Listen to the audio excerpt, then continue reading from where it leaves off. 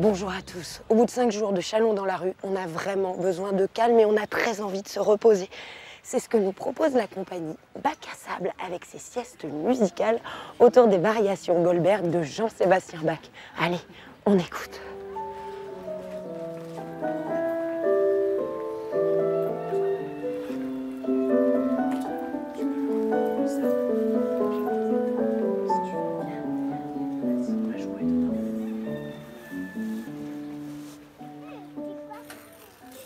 Un véritable havre de paix au milieu de la frénésie du festival.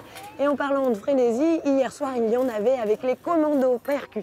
Vous allez voir, hier soir, ça envoyait du pâté.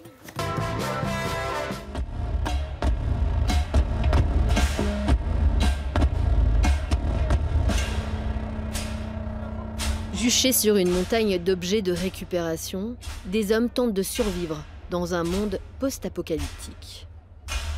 Les machines se sont tues depuis longtemps, mais cet îlot d'humanité veut repousser l'imminence de sa mort par un déluge de décibels et de feu.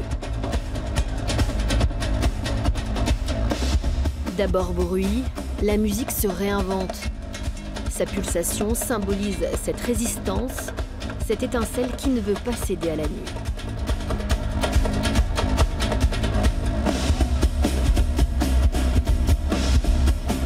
J'ai l'impression que l'humanité est en train de rouler un petit peu à fond avec un réservoir tout vide.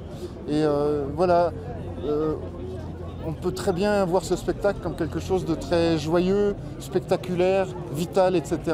Et il y a aussi un petit point d'interrogation et il y a un silence qui se rapproche. Depuis plus de 20 ans, les commandos percus ont le feu sacré. Ces musiciens artificiers toulousains jouent dans le monde entier et où qu'ils passent, ils embrasent le public.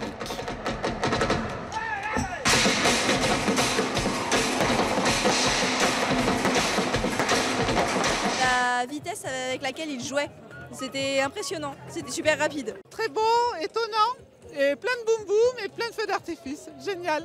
Il y avait du suspense tout au long, il y avait de la couleur aussi au feu d'artifice.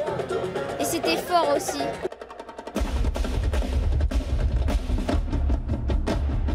Plus que d'habitude encore, les commandos percus ont fait feu de tout bois, survoltés, car inquiets face à un monde qui court à sa perte. Alors je vous l'accorde, pour l'instant, le quartier Bellevue est très calme, mais tous les soirs, 5 jongleurs de la compagnie Collectif Protocole investissent les lieux avec leur spectacle Monument. Silhouettes fugaces dans la nuit. Les artistes de Collectif Protocole jonglent avec leurs massues et leurs sensations entre ombre et lumière. Ils jouent à l'instinct en s'inspirant de récits de vie des habitants diffusés en voix off. Ah mais la passerelle, moi je la prends souvent, bien que c'est interdit au vélo, moi je la passe en vélo. Mais aussi en fonction de l'humeur du moment. Ce soir-là, 2 dames se promenant à la fraîche sont ainsi rattrapées par le spectacle. On essaye de s'immiscer dans le quartier, de rentrer à l'intérieur, de rencontrer les habitants. Et après, on utilise, voilà, pour mettre en scène ce spectacle, il y a le jonglage, mais il y a aussi tout un travail d'interview. L'improvisation comme unique credo. La rencontre pour seul moteur. Non seulement la compagnie s'inspire du quartier dans lequel elle joue, au point d'en faire un 6e personnage, mais en plus elle propose à des amateurs de petits rôles. Lola, 11 ans, a ainsi esquissé quelques pas de danse au détour d'une rue. Je pense qu'il n'y a pas tous les enfants de mon âge qui puissent participer à ça. Et je suis très contente d'avoir fait ce soir Chalon dans la rue. Pour apprécier ce spectacle de jonglage très contemporain, il faut accepter de s'abandonner, laisser ses pensées divaguer devant le ballet hypnotique des massues et son esprit errer dans un quartier méconnu. Attention, vous êtes une œuvre d'art timbrée à caractère éthylique mais festif.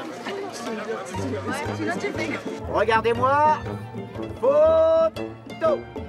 Et grâce à la complicité de la Cubi Postale et de Raphaël et Stella, eh bien nous on vous envoie de bons baisers de Chalon. À l'année prochaine.